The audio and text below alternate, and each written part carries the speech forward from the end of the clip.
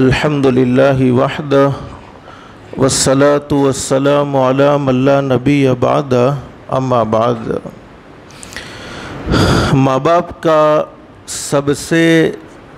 زیادہ قیمتی اور سب سے بڑا قیمتی سرمایہ اس کی اولاد ہے۔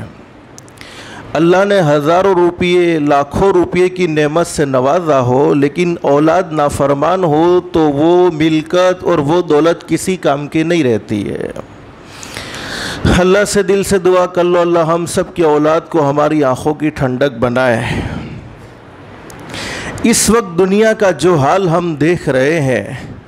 مسلمان کے بچے دین بدین آخرت سے بہت دور ہوتے چلے جا رہے ہیں، اور قرآن کریم میں اللہ رب العالمین فرماتے ثم لتسألن یومئذ عن النعیم۔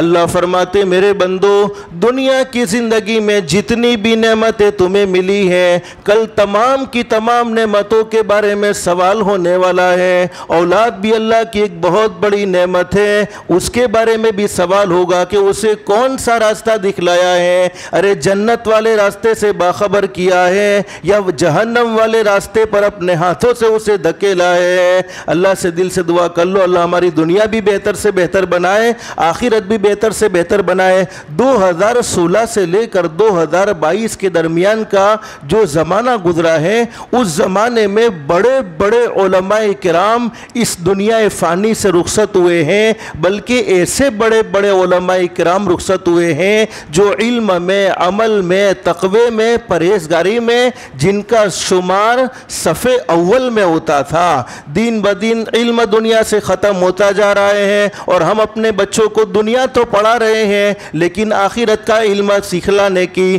کسی کو کوئی بھی فکر نہیں ہے۔ اور حدیث شریف میں ہمارے نبی حضرت محمد رسول اللہ صلی اللہ علیہ وسلم کا ارشاد عالی ہے، علماء کا دنیا سے چلا جانا، علماء کا اٹھ جانا، یہ اس بات کی نشانی ہے کہ اللہ پاک نے دنیا کو ختم کرنے کا بہت جلدی فیصلہ کر لینا ہے۔ اور حضرت حسن بصری رحمۃ اللہ علیہ فرماتے ہیں، علماء کی مثال ستاروں کی سی ہے، جب وہ چمکتے ہیں تو لوگ ان سے راہ پا جاتے ہیں، اور جب وہ چھپ جاتے ہیں یعنی دنیا سے رخصت ہو جاتے ہیں تو لوگ پریشان ہو جاتے ہیں، یعنی لوگوں کو جہالت میں زندگی گزارنی پڑتی ہے۔ اور فرمایا حضرت حسن بصری رحمۃ اللہ علیہ نے، عالم کی موت اسلام کا ایسا زبردست نقصان ہے جس کی اصلاح قیامت تک نہیں ہو سکتی ہے۔ ہر نقصان کی بھرپائی ہو سکتی ہے، لیکن علماء کے موت پر جو نقصان ہوتا ہے اس کی بھرپائی نہیں ہو سکتی۔ حضرت ابو درداء رضی اللہ تعالیٰ عنہ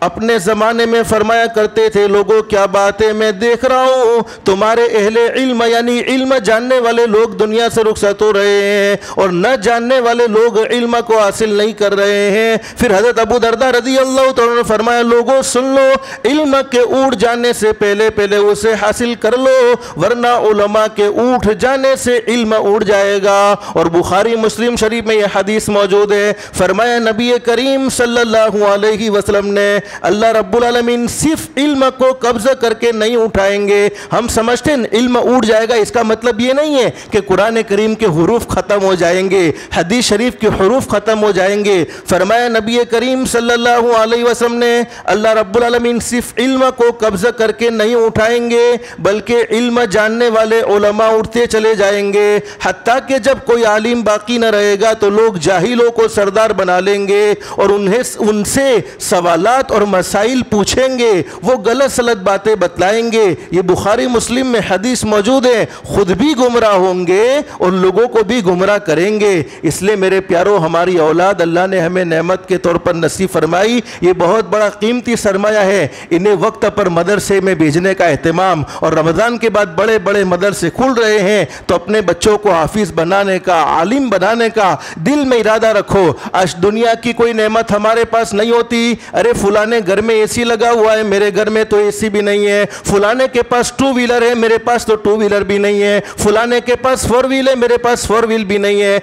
لیکن کبھی کسی اللہ کے بندے نے یہ افسوس کیا، ارے فلانے کا بیٹا عالم ہے، میرا بیٹا عالم نہیں ہے، فلانے کا بیٹا حافظ ہے، میرا بیٹا حافظ نہیں ہے؟ تو افسوس کرنے کی تو یہاں پر بات آتی ہے۔ اور حدیث شریف میں فرمایا نبی کریم صلی اللہ علیہ وسلم نے، حدیث کے بیان کرنے والے حضرت انس رضی اللہ عنہ فرماتے ہیں، نبی کریم صلی اللہ علیہ وسلم نے ارشاد فرمایا، جس کسی کو یہ پسند ہو کہ وہ ایسے لوگوں کو دیکھے جنہیں اللہ رب العالمین نے جہنم سے آزاد کر رکھا ہے، تو وہ علم سیکھنے والوں کو دیکھ لے، یعنی علم کی طلب کرنے والوں کو دیکھ لے۔ پھر ہمارے نبی حضرت محمد رسول اللہ صلی اللہ علیہ وسلم نے قسم کھا کر فرمایا، اس ذات کی قسم جس کے قبضے میں محمد عربی صلی اللہ علیہ وسلم کی جان ہے، جو علم سیکھنے کے لیے کسی عالم کے دروازے پر چکر لگاتا ہے، اللہ رب العالمین اس کے ہر قدم کے بدلے میں، یعنی چلنے میں جتنے قدم ہوتے ہیں، ہر قدم کے بدلے میں،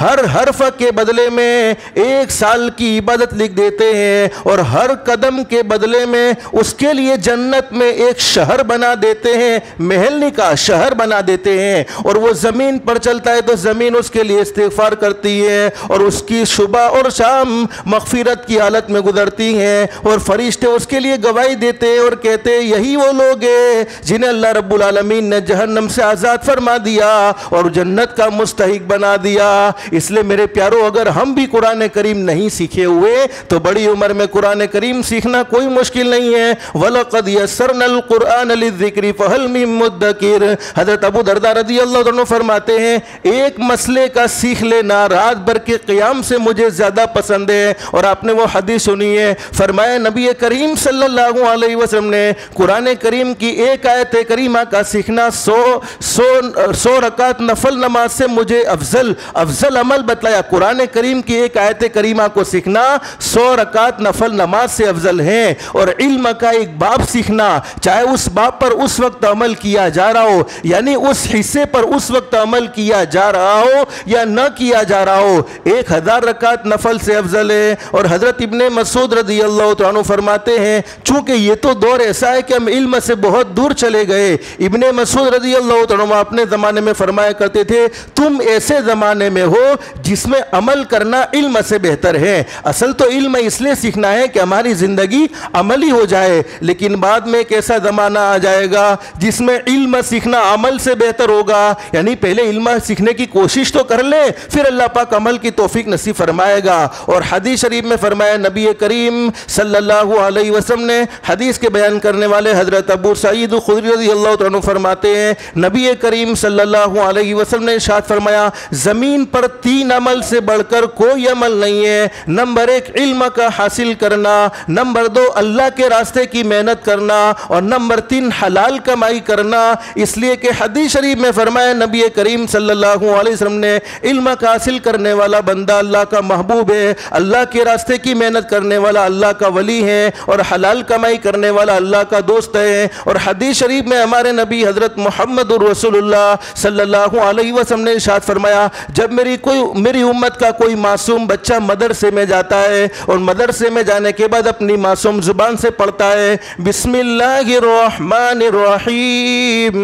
اس کے بسم اللہ پڑھنے کی برکت سے اللہ رب العالمین آسمان میں فرماتے ہیں، آسمان پر اعلان کر دیتے ہیں، اس پڑھنے والے بچے کے لیے، اس کے پڑھانے والے استاد کے لیے اور اس کے ماں باپ کے لیے میں نے جہنم سے آزادی کا فیصلہ فرما دیا ہے۔ تو میرے پیارو، اپنی اولاد کو اپنی آنکھوں کی ٹھنڈک بنانا چاہتے ہو، بڑھاپے کا سہارا بنانا چاہتے ہو، تو علم دین اپنے بچوں کو ضرور سکھاؤ۔ دیکھو، دنیاوی تعلیم سے نہیں روکا، اس زمانے میں اچھے سے اچھے ڈاکٹر کی بھی ضرورت ہے، اچھے سے اچھے وکیل کی بھی ضرورت ہے، اچھے سے اچھے انجینئر کی بھی ضرورت ہے۔ انگلش زبان کی کوئی مخالفت نہیں ہے، بلکہ انگلش زبان کو ضرور سیکھو۔ ہم جب کبھی ایئرپورٹ کا سفر کرتے ہیں، کبھی ٹرین کا سفر کرتے ہیں، کبھی ہمیں انٹرنیٹ سے کوئی معلومات چاہیے تو وہ عربی زبان میں نہیں ہوتی ہے، وہ انگلش زبان میں ہوتی ہے۔ تو انگلش زبان کو بھی بقدر ضرورت سیکھنا چاہیے، لیکن مقصد ہمارا علم دین ہونا چاہیے۔ ویسا نہ ہو کہ ہم عربی میں تو بڑی مہارت حاصل کر لے، عربی میں اچھے سے اچھی تقریر کر لے، عربی میں اچھے سے اچھے قرآن کریم کو پڑھ لے، عربی میں اچھے سے اچھی حدیثوں کو پڑھ لے، اور انگلش کے لیے دوسروں کے محتاج محتاج بن جائے تو دوسروں کے محتاج بننے کی بھی کوئی ضرورت نہیں ہے۔ تو آج سے ہم سب طے کرتے کہو انشاءاللہ اپنے بچوں کو دنیاوی تعلیم تو پڑھائیں گے، اس کا کوئی انکار نہیں، پڑھانا چاہیے، اچھے سے اچھا ڈاکٹر بنانا چاہیے، لیکن دینی تعلیم کی بھی اپنے بچوں کی ضرور فکر کریں گے۔ ہمارے بچوں کی صحبت کیسی ہے، ہمارے بچے کون سے مدرسے میں جاتے ہیں، مدرسے میں کیا سیکھ کر آئے ہیں، کتنا وقت مدرسے میں گزارا ہے، مدرسے میں آج انہوں نے کیا پڑھا ہے، وہ ساری فکر ہمیں ہونی چاہیے، وہ سارا احساس ہمارے دلوں میں ہونا چاہیے کہ ہمارے بچے صرف گھر سے کہہ کر نکلے ہو کہ مدرسے میں جا رہے ہیں، لیکن کہیں ایسا تو نہیں ہے کہ صرف ہمیں دھوکہ دیا ہو۔ اسکول کے لیے بھی یہ تحقیق ہونی چاہیے، مدرسے کے لیے بھی یہ تحقیق ہونی چاہیے۔ آخر ایک شارٹ حدیث آپ کی خدمت میں رکھ دو، اللہ ہم سب کو عمل کی توفیق نصیب فرمائے۔ حدیث شریف میں موجود ہے، حدیث کے بیان کرنے والے حضرت ابو امامہ رضی اللہ عنہ فرماتے ہیں نبی کریم صلی اللہ علیہ وسلم نے ہمیں قرآن کریم سیکھنے کی ترغیب فرمائی، یعنی حکم دیا اور اس کی فضیلت ارشاد فرمائی، اور حکم فرمایا قرآن کریم سیکھا کرو، اور ارشاد فرمایا قرآن کریم اپنے پڑھنے والوں کے پاس قیامت میں ایسے وقت میں آئے گا جبکہ وہ اس کا بہت ہی محتاج ہوگا، اس لیے قیامت میں کوئی کسی کے کام نہیں آئے گا تو سخت ضرورت ہوگی۔ چنانچہ قرآن کریم ایک بہت ہی حسین شکل میں اس کے پاس آ کر پوچھے گا کہ مجھے پہچانتا ہے، تو وہ کہے گا تو کون ہے؟ تو یہ کہے گا میں وہی ہوں جس سے تو محبت کرتا تھا، جس کا تو اکرام کرتا تھا، میری وجہ سے تو راتوں کو جاگتا تھا، دین کو پڑھنے کی تمنائیں رکھتا تھا۔ اس پر وہ شخص کہے گا شاید تو قرآن ہے، پھر وہ اسے اللہ کی بارگاہ میں قرآن کریم اس کا ہاتھ پکڑ کر اللہ کی بارگاہ میں لے آئے گا، اور بادشاہی سرداری اس کے دائیں کر دی جائے گی، یعنی سیدھی طرف کر دی جائے گی، جنت اس کے بائیں طرف کر دی جائے گی، اور بادشاہی تاج اس کے سر پر رکھ دیا جائے گا، اور اس کے مسلمان والدین کو جنت کا ایسا لباس پہنایا جائے گا جن کی قیمت پوری دنیا بھی مل کر ادا کرنا چاہے تو نہیں کر سکتی ہیں۔ اب ماں باپ پوچھیں گے میرے پیدا کرنے والے اللہ، ہمارے پیدا کرنے والے اللہ، یہ ہمیں کیسے مل گیا؟ حالانکہ ہم نے دنیا کی زندگی میں ایسے کوئی نیک عمل نہیں کیے تھے، ہم نے دنیا کی زندگی میں ایسی کوئی نیکیاں نہیں کی تھی۔ تو اللہ رب العالمین فرمائیں گے کہ یہ سب اس لیے ہو رہا ہے کہ تمہارے بیٹے قرآن کریم کی تلاوت کیا کرتے تھے، تمہارے اولاد علم دین سیکھا کرتی تھی، جس کے نتیجے میں تمہارا یہ اکرام و احترام ہے۔ تو ہم سب کا یہ تو عقیدہ ہے کہ دنیا تو ختم ہو جائے گی، دنیاوی علوم بھی ختم ہو جائیں گے، اصل آخرت کے علوم باقی رہیں گے۔ تو ہم نہیں پڑھے ہیں تو اتنا قرآن کریم ضرور سیکھ لیں گے جس سے ہماری نماز صحیح ہو جائے۔ بولو سیکھیں گے انشاءاللہ، اور اپنے بچوں کو تمنا رکھیں گے۔ ہمارے گھر میں 4 بیٹے ہیں، جیسے میرے والد صاحب، ہم 4 بھائی تھے، 2 بچوں کو حافظ عالم بنایا، 2 بچوں کو دنیاوی تعلیم پڑھائی، تو دونوں چیزیں ہمارے لیے ضرورت کی ہیں، دنیا بھی ضرورت کی ہے اور آخرت بھی ہمارے لیے سخت ضرورت کی چیزیں۔ اللہ سے دل سے دعا کر لو اللہ ہم سب کی دنیا بھی بہتر سے بہتر بنائے، آخرت بھی بہتر سے بہتر بنائے، اللہ کے احکام کے مطابق حضرت نبی کریم صلی اللہ علیہ وسلم کے طریقے کے مطابق زندگی گزارنے کی توفیق و سعادت نصیب فرمائے۔ اپنی اولاد کو اپنی آنکھوں کی ٹھنڈک بنانے کے لیے، اپنا فرما بردار بنانے کے لیے، اللہ کا فرما بردار بنانے کے لیے روزانہ میں آپ کو ایک دعا بتلاتا تھا، آج بھی ایک دعا قرآن کریم کے 19ویں پارے میں موجود ہے۔ ربنا هب لنا من ازواجنا وذرياتنا قرة اعين واجعلنا للمتقين اماما۔ اولاد ہماری نافرمان ہے، بیوی ہمارے کنٹرول میں نہیں ہے، بیوی بہت ماتھا بھاری ہے، ہماری بات مانتی نہیں ہے، اور اولاد ہماری نافرمان ہو چکی ہے۔ تو اس آیت کریمہ کو پڑھنے کا اہتمام کرو، اور بہت پاورفل آیت ہے، اس آیت کریمہ کو پڑھنے کی برکت سے اللہ ہماری بیوی کو بھی ہمارے لیے راحت بنائے گا، اور اللہ ہماری اولاد کو بھی ہماری آنکھوں کی ٹھنڈک بنائے گا۔ ربنا هب لنا من ازواجنا وذرياتنا قرة اعين واجعلنا للمتقين اماما۔ اللہ ہم سب کو کہنے سننے سے زیادہ اخلاص، استخلاص اور استقامت کے ساتھ عمل کی توفیق نصیب فرمائے، آمین یا رب العالمین۔ وآخر دعوانا ان الحمد للہ رب العالمین۔ سبحان